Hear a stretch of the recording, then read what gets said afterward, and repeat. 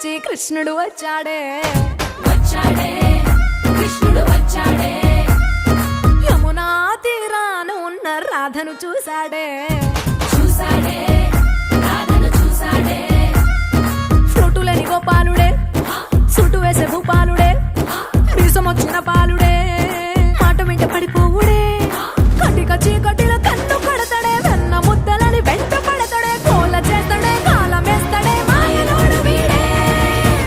high Brindavanam నుంచి కృష్ణుడు వచ్చాడే